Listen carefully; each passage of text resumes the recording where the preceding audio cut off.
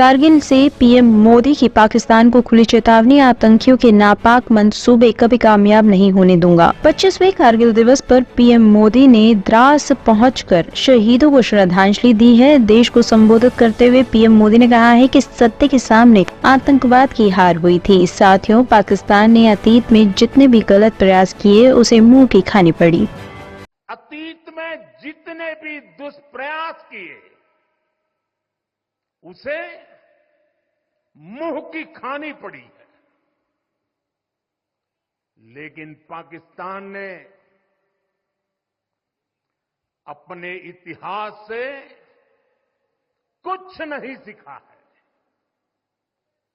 वो आतंकवाद के सहारे,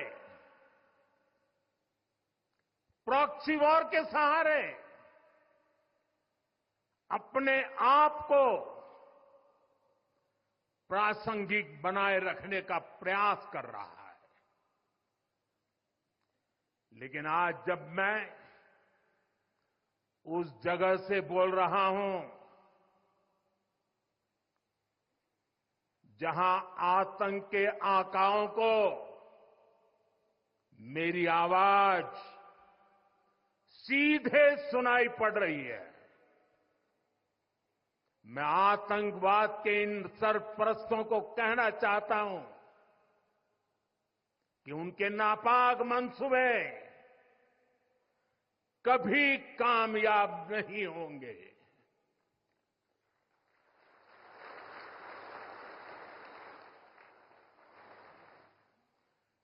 आतंकवाद को हमारे जाबाज पूरी ताकत से कुचलेंगे। सुल्तानपुर में मानहानि के मामले में राहुल गांधी ने दर्ज कराया बयान, 12 अगस्त को फिर सुनवाई। गृह मंत्री अमित शाह पर आपत्तिजनक टिप्पणी करने के मामले में लोकसभा में नेता प्रतिपक्ष आज उत्तर प्रदेश के सुल्तानपुर कोर्ट में पेश हुए थे, जहां कोर्ट में राहुल गांधी के बयान को दर्ज किया गया। वहीं अब इस मामले को लेकर अगली सुनवाई 12 अगस्त को होगी।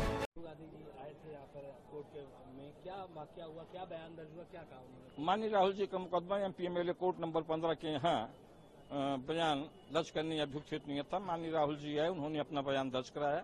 माननीय राहुल जी ने कहा कि परिवाद में कहे गए सारे आरोप निराधार हैं, ये निराधार हैं। इस राजनीतिक दुर्भावना से एक कंप्लेंट फाइल की गई है। मैंने कभी भी किसी भी व्यक्ति के विरुद्ध उसकी मानहानि को नष्ट करने के उद्देश्य से किसी व्यक्ति के विरुद्ध कभी कुछ नहीं कहा है और ये परिवाद दायर किया गया है। मेरी तथा मेरी पार्टी की छवि को बदनाम करने के लिए राजनीतिक दुर्भावना से परिवाद दायर किया गया है।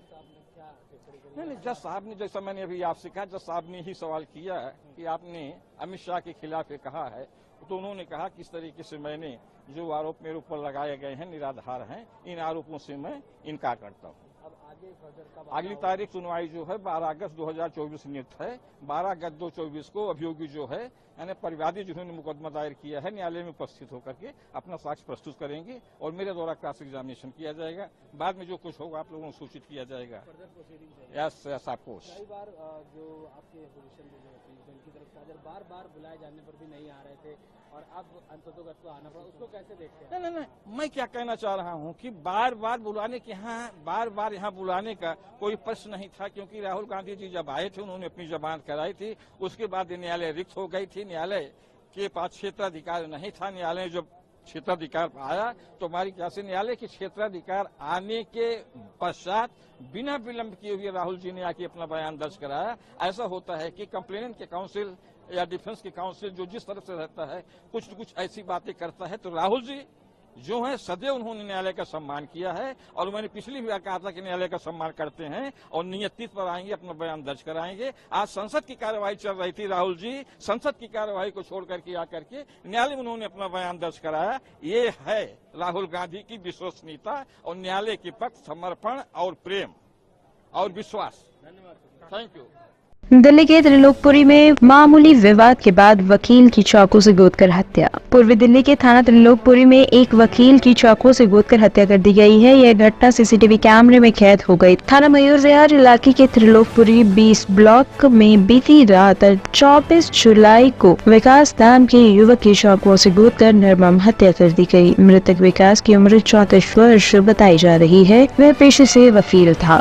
मैडम, एक त्रिलोकपुर में एक मामला आया जहाँ पे काफी लोगों के साथ झगड़ा हो रहा है और फिर एक युवक को चाकू से गोदकर उसकी हत्या कर दी गई। क्या है पूरा? कल रात को तकरीबन 9:30 बजे के करीब 20 ब्लॉक त्रिलोकपुरी में, जो कि मयूर विहार थाने के क्षेत्र में आता है, एक वाकया रिपोर्ट हुआ था जिसमें कि एक ही मकान में रहने वाले 2 किराएदार परिवारों के बीच में झगड़ा हुआ।